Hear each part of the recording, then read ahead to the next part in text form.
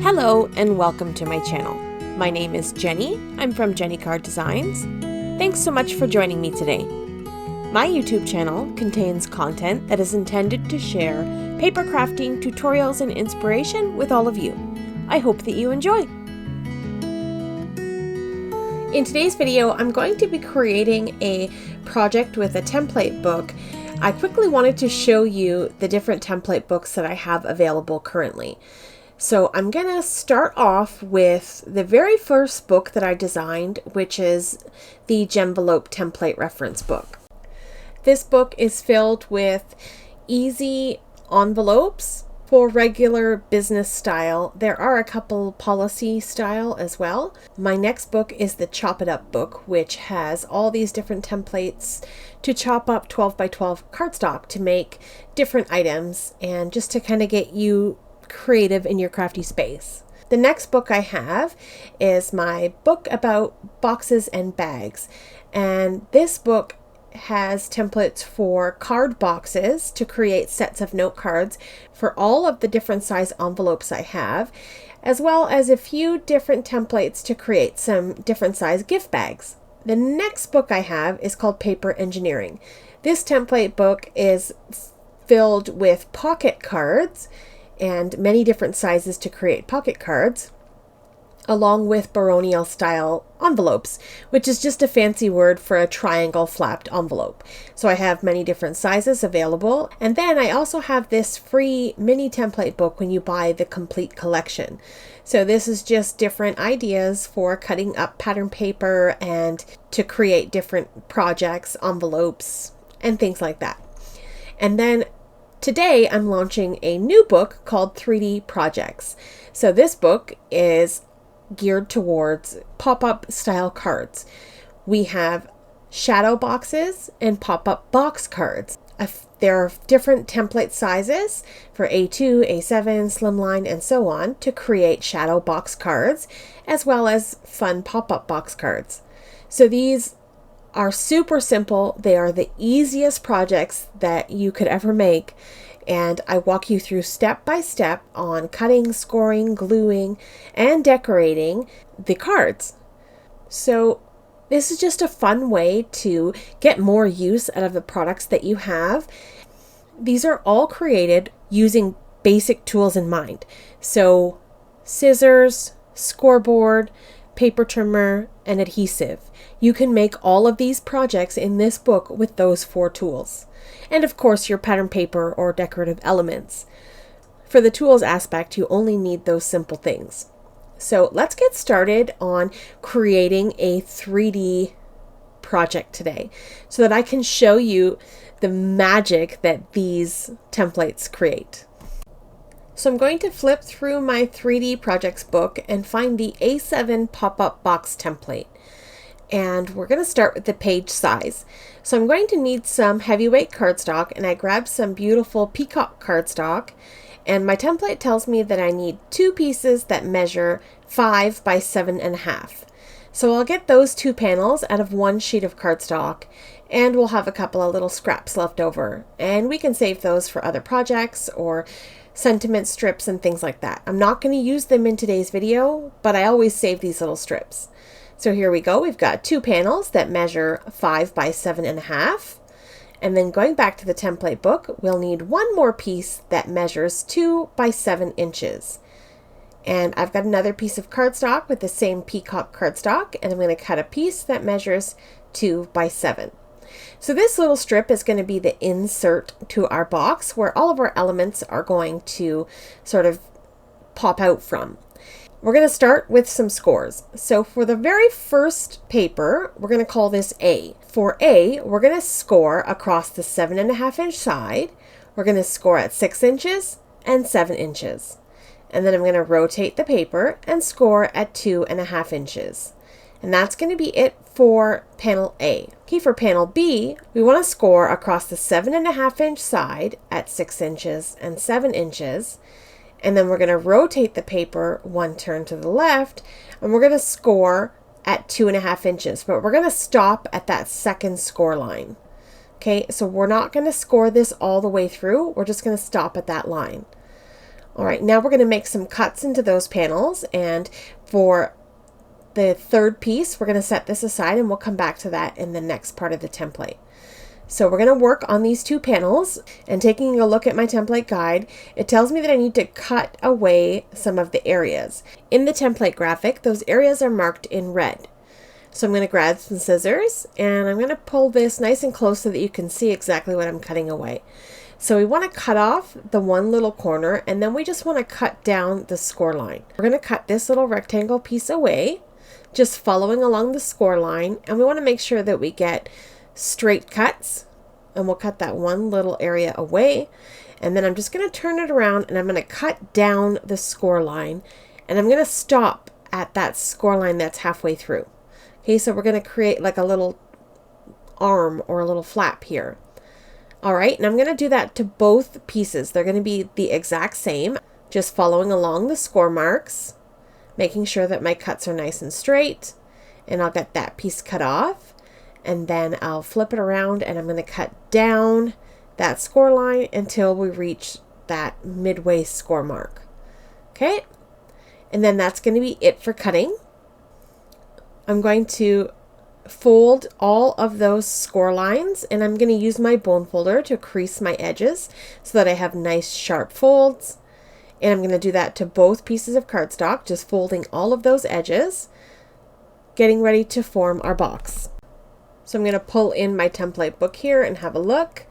We've creased all of the score marks, and then we're just going to do the last step on this page and apply adhesive to those little strips.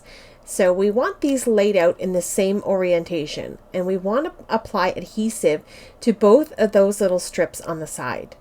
So you want to make sure that you're using good strong stuff here, because you don't want your box to fall apart. So I've just got some dot runner here. You can use liquid adhesive, double-sided tape, whatever you got. And I'm going to line these two pieces up as if I'm creating one long sort of train. Okay, and then once those are lined up nice and straight, I'm going to fold it on top of itself, and everything should line up. It should match perfectly because they were cut to the same size and they were scored to the same size. We can burnish that adhesive in, and then we have our box formed. And then these little flaps here will fold down on the side and the front to create our pop-up element. Okay, now let's go back to the template and flip over to the next page. And it basically just tells you what we just did. We applied the adhesive and where to attach it together. Okay, and now the next step is going to be the center bridge. We're going to take that piece that measures 2 by 7, and we're going to make some score marks into that paper, and then we're going to crease the score marks and fold it to create like a zigzag or a letter Z. Okay, I'm going to show you what I mean here. So I'm going to grab that strip and my scoreboard, and we're going to make our first score at 1/2 inch and our second score at 6.5 inches. And then I'm going to take the little ends and fold one forward and one backwards. Okay, so it's going to create like a little letter Z basically. And we have that, those little sides there are where we're going to apply adhesive to the inside of our box, right here on these little side walls. Okay, so I'm going to apply adhesive on one side, then I'm going to flip the cardstock over and apply adhesive to the other side. So what this is going to do is allow our box to open and close smoothly, and it's also going to create the perfect guide on where to put this in. Because the sides are 1 inch wide, we have 1/2 inch that can go to the back on the one side and 1/2 inch that can go to the front of the other side, if that makes sense. And then this way your little strip is sort of lined up perfectly in the center of the opening. I hope that makes sense. So now we're just going to work our box in, make sure that it opens and closes nice and smoothly, burnish in all of our adhesive, and then our pop-up box is done. The next step here is to apply pattern paper and embellishments, and then this is going to pop perfectly inside of an A7 envelope. The last page in this template gives you the pattern paper decorative paper layers. So I kept this very minimal because this can be open to whatever you want to do. So I'm going to show you what I have created for you in the template book and then what I do to adapt it. So my first piece is going to be on this front flap. So I need a piece of cardstock that measures 2.5 inches by 6 inches. And I have this beautiful 12 by 12 pattern paper here, and it's got some foil accents. So I'm going to cut this up. So I'm going to start by cutting a piece that measures 6 inches. Because this will be the basic size I need for all of my pieces. They'll be 6 by whatever the different measurement will be. So I'm going to use that number quite a few times. So I've cut a piece that measures 6 inches by 2.5 inches. And what you'll notice is that this is the exact size of that front flap. Okay, so you could just go ahead and cover this up and be done with it and be happy with that. But I really like to let the colored card base show through. I think it creates an elegant look. So I just cut off 1/4 inch off of each side. I cut off 1/4 inch off of one side and 1/4 inch off the bottom. And then it gives me a little bit of a border all the way around. And I like the way that that looks. Okay, so let's go to the next pattern paper.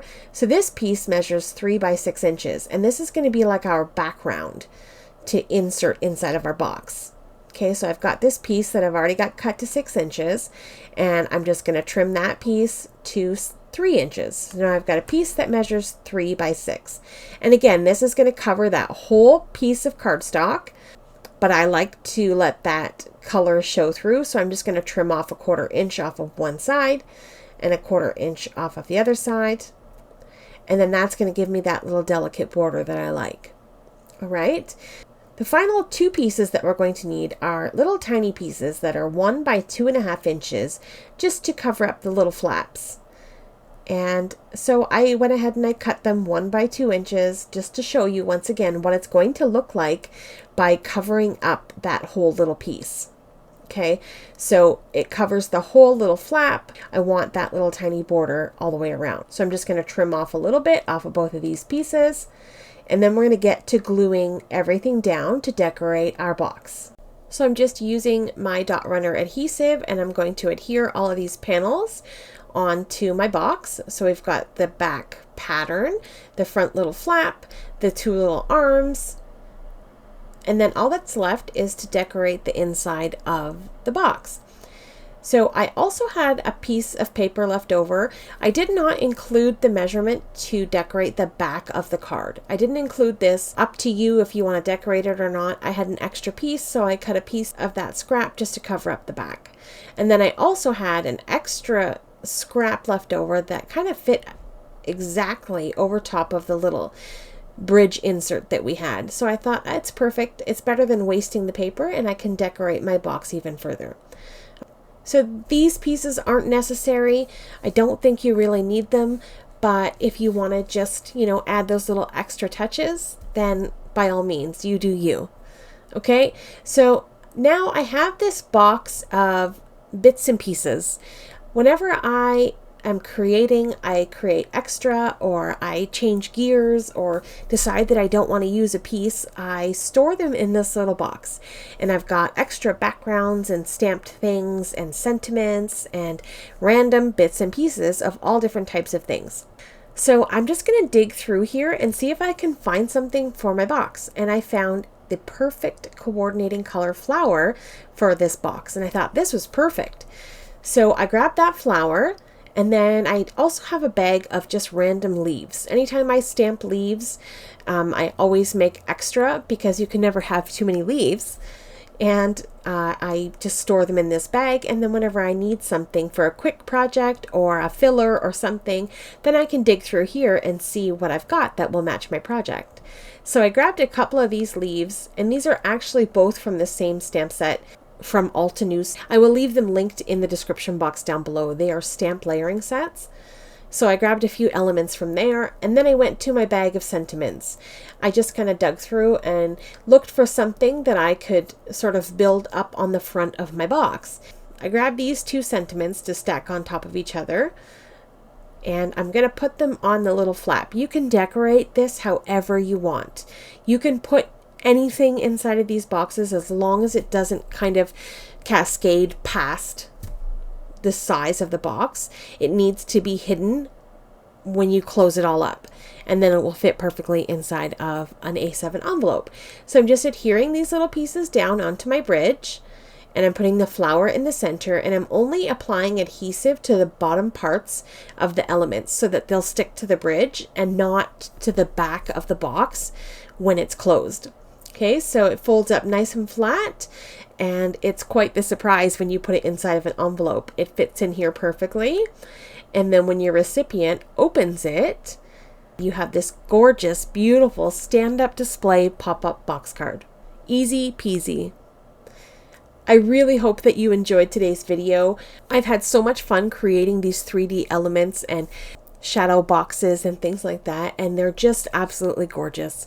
My favorite part about them is when I dig into my bits and pieces box, because I don't really have to do anything extra. It's a quick and simple, stunning card with minimal effort.